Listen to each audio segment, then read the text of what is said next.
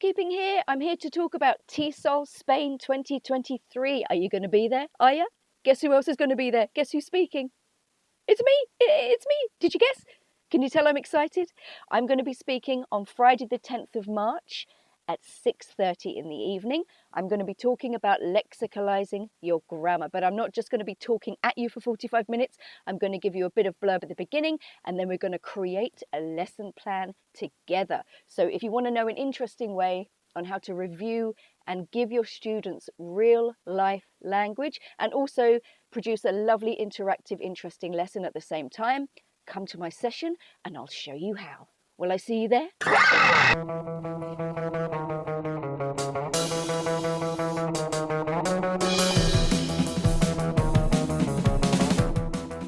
Welcome to Everything EFL. My name's Erin O'Byrne, and I firmly believe that you as a teacher are special, amazing, creative and passionate. But it's very easy to get burnt out and overwhelmed. With my podcast and my teacher training, I aim to help you avoid burnout and cut down on your prep time so you can unleash your creativity and enjoy your work more mindfully. Are you ready? Let's go!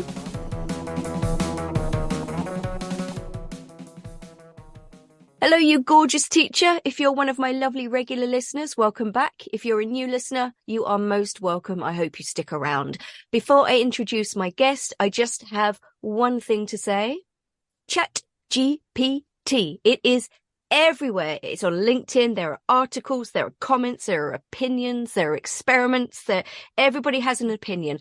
And what I'm here to talk about today is what's all the fuss about? And I'm here to talk about this, my lovely guest, Gina Rodriguez. Hi, Gina. Hi, Erin. Thanks for having me here today. Absolute pleasure. And to talk about Chat GPT, Yes. Our new best friend or enemy, I don't know. And I'm really happy to talk to you because I think we've been on each other's radar for a while. And now we definitely have something interesting to talk about. So before we dive in, can you just introduce yourself to our audience? Sure. So my name is Gina Rodriguez and I am an ELT marketing consultant. I started my career in ELT as a teacher. I worked for many years as a teacher and then as a consultant, educational consultant. Now I work helping language schools learn about social media marketing and marketing strategies and also help them create their own strategies. So that's basically what I do. And also as a consultant, educational consultant, I help innovate courses with the latest education trends. Speaking of which, so just in case you've been hiding under a rock for the last 6 months, I'm going to ask you just to explain what Chat GPT is. Right. Okay. So it's a tool. It's a new tool, and it's a chatbot. Okay. So which is part of AI, so artificial intelligence. This one is special because it has been trained to respond to human questions in a human manner. And basically what it does, it responds to your questions and it does everything or lots of things that you ask it. And it does so by gathering information from the internet. And that's basically what it is, in very simple words. Okay. And I suppose the big question is, how does it benefit teachers?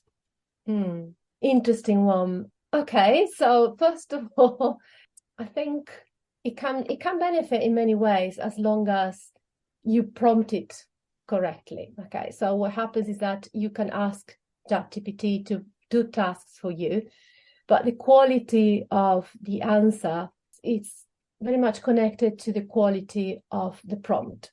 So this is the most important thing for teachers to remember. So they have to be super accurate when they ask. And, when teachers use ChatGPT, they can ask it to, for example, write lesson plans, right? So you can tell it, write a lesson plan for a class of 8 years olds about the reasons there are, including TPR, for example, and it will do it, okay? Actually, I've noticed it really likes TPR. Even when you don't say TPR, and you say, if you mention children, it normally, gives you TPR activities and flashcards and that kind of thing. But of course, once you get that, it tends to be very simple. So you have to have a look and see how close it is to what you want, and then refine your request and prompt it again. And you can tell it, please add these, remove that, make it longer, shorter, add more examples. So, and it will keep giving you answers and examples or lists. For example, you can ask it like list, I don't know, 20 words about the weather, for example, and it will do that.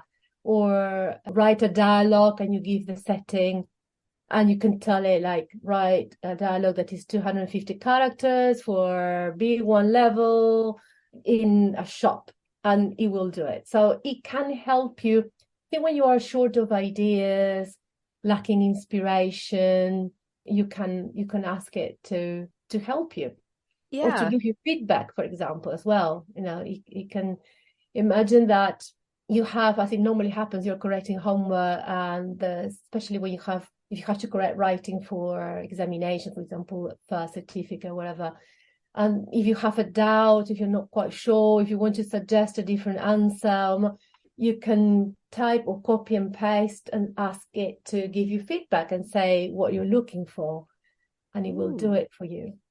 So quite a lot of things there. Yeah. It could be a time saver. So that can be very beneficial for teachers, I think. I'm all about saving prep time. But it will save you time once at the beginning. I don't think it's going to save you time. It's going to be time consuming because you need to learn how to work with it and refine it, and you need to get into that way of thinking. So I would say for those teachers that will be trying it, I would say be patient and allow some time to understand how it works and refine the way you prompt it. But I would say that's the same for anything new you try, isn't it? Yeah. Even if you're trying the lexical approach for the first time, it's got to take a bit of time. That's a tricky one. Yeah, it certainly is. I'm wondering, when you gave that example about, 20 weather words, I'm wondering if it can do colloquialisms, like 5 words for weather that Irish people use colloquially or something like that. I'm going to have to research that because that would be very interesting. That would be very interesting. I've got an Instagram friend in Australia. She tried something similar, and she said that it gave it funny answers. She asked it to say there were expressions about colloquial expressions at work. That was it, in Australian style, and she said that what she got wasn't great, but it's worth trying. I think we need to test it. That's what teachers need to do. Everyone, not just teachers, every single person on this planet needs to try it and experiment with it because it's here to stay. I really like the fact that you can refine as well, because I played around with it a couple of weeks ago, and you don't, like you say, you don't always get what you've got in your mind the first time around, but at least you can go back and go, okay, can you change this or add this or take this out? So that's a really, really useful tool as well. So what about students? How can it benefit students? If they learn how to collaborate with it, it could be like an assistant, in some aspects, it could be like a tutor, but only if they learn how to use it. Because if students use Chat GPT, for example, let's imagine they have to summarize a text and they ask Chat GPT to do it for them, that means that they are not doing the job. So it will prevent them from learning, right?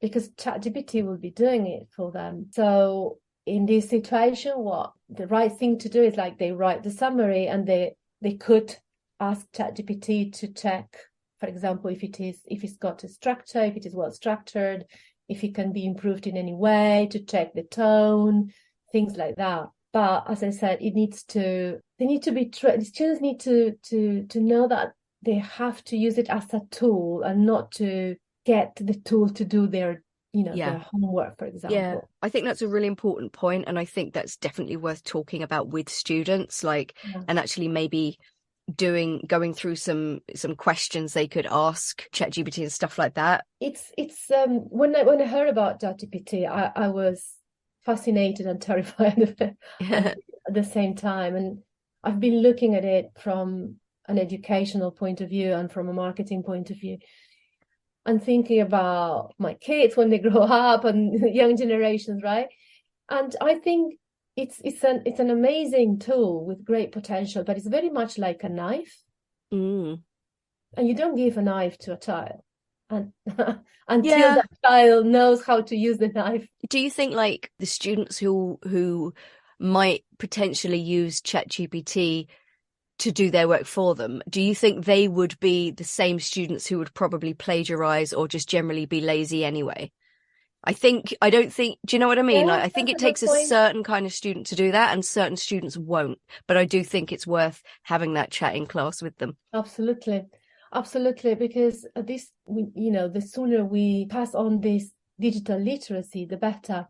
So I think, if they learn how to collaborate with it, it's for the benefit of society and the benefit of the workforce. Because also, it could be quite tempting to believe what it gives you, right? Because it always writes really, really well. It has amazing copywriting skills. So if you don't know about the topic, if you're not kind of very much into the topic you're discussing with it, let's put it that way, you might, if you don't know, you might think that is the answer, or that is.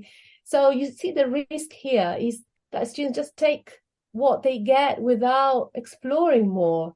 And that can happen if they don't have critical thinking skills developed. Yeah, if they're like maybe stuck on topic ideas, they could maybe ask it to produce just bullet point key phrases to get them going, or something like that. But I do think that if they're using it to sort of check their essay and ask, check the structure, I think that's really autonomous. Could be very autonomous. Yes, that's it's a way to self-regulate. It's part of the learner's autonomy. So it's fantastic because the work is done and and you can ask it to check this and that because you know what you need. If you don't know that, then you cannot ask anything. You're just going to take the answer and say, okay, fine. So you see, you still need your critical thinking skills. You still need knowledge about the topic in question. Otherwise, you're not going to get too far. No, I was chatting with my friend on Sunday about ChatGPT, and she said that one of her colleagues' students wrote something and the teacher suspected it wasn't their work. So she copied and pasted the work into ChatGPT and asked it, "Did you write this?" And it said yes. So there is a way of teachers checking.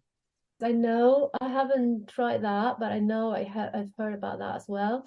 Okay, so let's sort of ping pong some examples of prompts and things that we've tried. Do you want to go first? I tell you what I tried. And for example, I did some things that were a bit nasty for ChatGPT. For example, I said, who won the Eltons for digital innovation in 2022?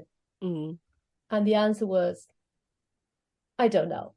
She didn't know, because all the data that it works with, it's data collected until 2021. The topic of the week was art this week. So I asked it some facts or kind of factoids. I asked it what were the 5 most popular or well-known modern works of art.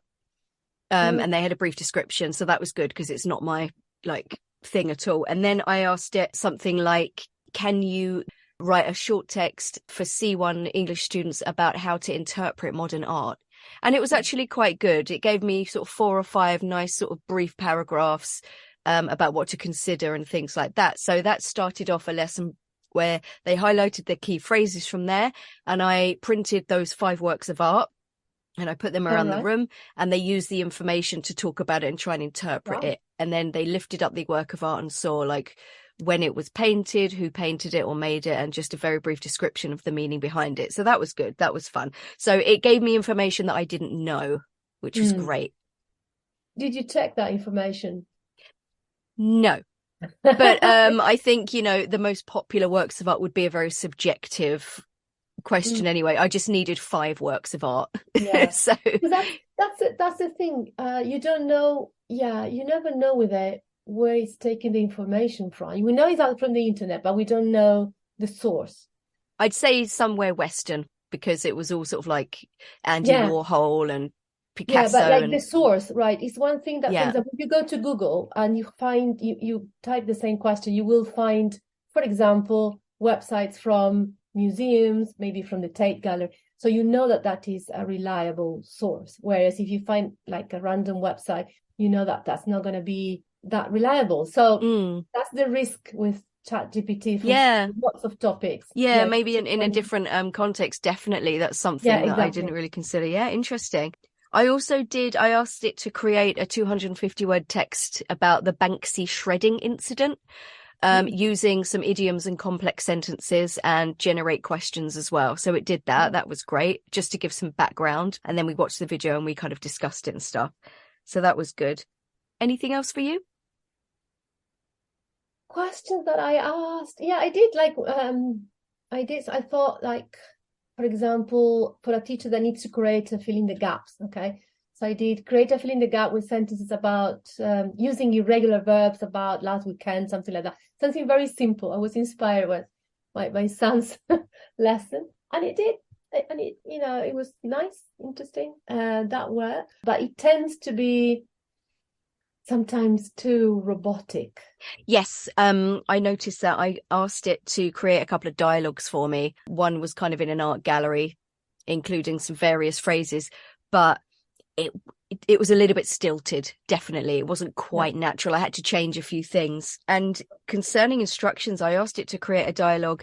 And I asked it in a number of different ways to try and be specific. Please include phrases with going to for future plans and present continuous for future plans and things like that. But it didn't quite get it right. I kind of rewrote the instructions in a few different ways, and it just didn't quite do what I wanted it to do. So maybe it just doesn't have a great concept of present continuous for future plans. I don't know, but I had a bit of trouble with that one. I ended up not using it.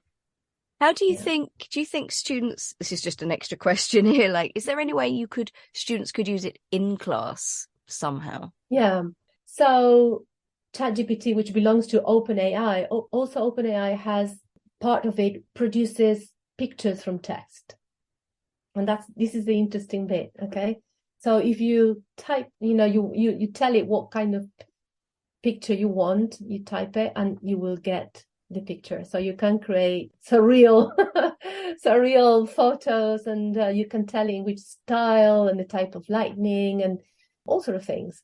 And this is fun. I thought, students could in class type, think about, or maybe look at an image, type to prompt and see what it comes out. And because it's fun, because with that part, it's not there yet. Usually if you ask, for example, a man, let's imagine a man sitting in the living room with his feet up, reading the newspaper, for example, with the sunlight from behind, whatever. So the faces tend to be distorted most of the time. This isn't ChatGPT though, is it? It's part of that. So ChatGPT, it's AI, it's an AI that you can just do. Created by OpenAI. So OpenAI has it for text, so to respond to our questions and do what we ask, but also produce images and videos. Okay, but not specifically on ChatGPT though. I just want to make that clear. Yeah, it's the same platform though. If you go to OpenAI, you have the ChatGPT, and I think it's called Dale, or Crayon. I think they have changed the name. Right. Okay. Recently. Right. Gotcha. So it's on the same sort of homepage kind of thing. All right. Gotcha. Okay. Yeah. Brilliant. So like when you said earlier about searching for a lesson plan, how does that differ from just searching for a specific lesson plan online? Like if you just go to Google, C1 lesson plan discussion about sports or something. The main difference that in that case, you would have, when you type that, Google will give you different solutions, or websites where you will find the lesson. You can, for example, then click on images, just to search by image, for example, which is quicker if you want to see the lesson plan, the photocopy that you want to download, whatever. But you have to go in and check every time. You go here and check, and then go there and check, and then check. Whereas with the Chat GPT, if you ask it to write it for you to type it, that's it. Okay, so it's in a way it's faster. Vary with other, or well, I mean, it's faster. Then you have to refine it. But the difference is that whereas on Google you would have to go here and there and check, and then go back, download, see, and then spend a long time trying to find something. Yeah. I think the only disadvantage there though is that, like, obviously Chat GPT can't give you like the flashcards or whatever with it. You have to try and find those. Well, and if you use Crayon, you could create, but it's not ideal. I mean, it can work. No, ChatGPT can create tables. I saw that recently in a webinar with Tilt. That I didn't know. I found out this week. What kind of table? Can you give an example? Like a word table. You know, when you in Word that you say, create a table, like, for example, features and benefits, or positives and negatives, and it does a little table. That's good. That's nice. That's really good. Because you could sort of get a thought process in class started with a table with a few ideas, and then students can maybe add their own, in the table or something like that. I don't know. The possibilities are endless. What do you think? I think we've talked about this a little bit already, but like in your opinion, what are the biggest dangers or downsides that you can see? I think the biggest challenge is the education system that we have at the moment. Okay, so COVID accelerated all this digital transformation, right? We had to overnight adapt to online lessons. We all know that. And now there's been we've been pushed like several years in the future with ChatGPT. Now, and education is not there yet, because we talk about the 4 C's: creativity, collaboration, blah, blah, blah. And this has been going on for a long time, and lots of materials include that, but still not kind of really embedded into the system. With the introduction of AI, everything that can be automated will be automated, for example. Mm-hmm. And so that's one thing. So you need to learn how to use it. And as we discussed earlier, nowadays more than ever, being creative, thinking, using your critical thinking skills is super important to be able to collaborate with these tools, because you can only get out of them what you put in, and if you understand the topic you're working on, otherwise you're not gonna get a good result. So that is a challenge. So training students to compare, to find, to read between the lines, to find shades of different words and meaning, that kind of thing. So that's the biggest challenge, in my opinion. So generally speaking, I'm not referring to the ELT world exclusively. It's like education in a general way. And also, for example, something that happens a lot with everyone is that, as it happens with internet, people tend to believe what they see. I'll tell you what happened. I tell you this anecdote that happened with in one of my son's class. They needed, it was the English class, the language class, and they in the parents group on WhatsApp, someone said, "Oh, here is the link to," I think it was the video for the course, something like that. And I looked at it, and the link looked really random. Now, as I had this publishing background, I know that the material that corresponds to a book that is digital, it has at least the name of. So I kind of recognize the type of links. I mean, it's not going to have like XZWW. I was like, it's a funny link. So I clicked on it, and it was one of those piracy websites where they put all the materials in the world there and you download for free. And obviously you download viruses and everything you can think of. So I said to her, look, it's piracy and it's not the true website. And she said, oh, but I found it on Google. I was like, and so what?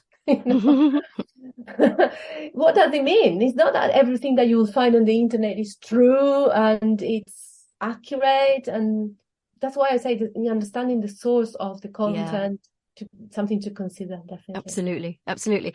I think we could talk about this for hours, but what I would say to teachers listening is just experiment with it. Put some prompts in, see what you want to find out, see what it can create for you to make your life easier, refine your searches and your questions, and just see what comes out. And you can, if it's not quite right as well, you can just copy and paste the text or whatever into a Word document and make your own little changes. Absolutely. But just experiment with it while it's still free. Good point. Because at the moment it already has now a paid version because you cannot always get into it. Yes. So until very recently there were peak times, and now they introduced this paid access. So if you have the paid access, then you can go in at any time. If not, you have to wait until you can get in. So that's another drawback. Yeah. Do you think that the whole thing will be paid at some point? There'll be a paywall? See, that might make a lot of difference. A lot of people love free content, but they don't like paying for anything. So that might drastically reduce the use of it. Yes and no. I mean, so at the moment, there's a reason why it's free, because it's got its limitations. It's the beta version. And when you basically what they are doing with this free access is testing it, because you can also give feedback. For example, I said, I asked it to write a social media post copy for a language school promoting their adult courses in the evening, blah, blah, blah, blah. And then in Italian, because obviously it also does things in different languages. And I couldn't believe my eyes that it just fell into the trap of saying, the usual things as unique selling points, like small group, blah, blah, insegnante madrelingua. I was like, no way. It's like, it is biased too, because that's the other thing, okay? And so I sent the feedback and I said, this is not a good unique selling point, because it's fostering a concept that we're trying to move away from. Oh, non-native speakers. Yeah. Oh, I see. But then again, if it's drawing from content that's already out there, unfortunately, a lot of schools still advertise that. Interesting. Okay. Yeah. But I gave feedback, so you can give feedback. I said, this is good, this is not good, and why it's good or not good. So they are collecting all that data. So the next version obviously will be a lot better. Yes. But this also shows you the problem of the source, because it collects it from everywhere. Yeah. You don't quite know. So that's why I was saying you cannot even trust it too much, because it's not a human. It's a machine giving you, information based on what it has gathered. But without that, even if it has been trained, it's not like a human. That's why you need to check the source. Yeah, and I think that is an important point, though. It is missing a big human element. So I don't think there's context. I don't think there's any worry it's going to replace anyone at any point for anything, because it's just not human. Okay, Gina, where can people find you if they would like to connect with you? In Treviso, in Italy. No, online. So I've got a website with a blog where I write about education trends and social media marketing for ELT. And that is my initials, grschoolmarketing.com. And I'm also on Instagram. My handle is Gina_ELT consultant, and the same on LinkedIn, Gina ELT. Brilliant. Okay. And I just want to thank you for your time, because this has been quite interesting and enlightening as well. You've mentioned a few things that I hadn't really considered. So I think it's all very useful information. So thank you very much for your time. Thank you, Erin, and congratulations on the podcast. Thank you very much. That's it, guys. If you would like to repay me for this lovely free content in some small way, talk me up to your colleagues, share any of my stories or my posts on social media. You can email me. My email's in the show notes. I can send you a poster for your staff room. But most of all, guys, just share the love. Share the love. Goodbye.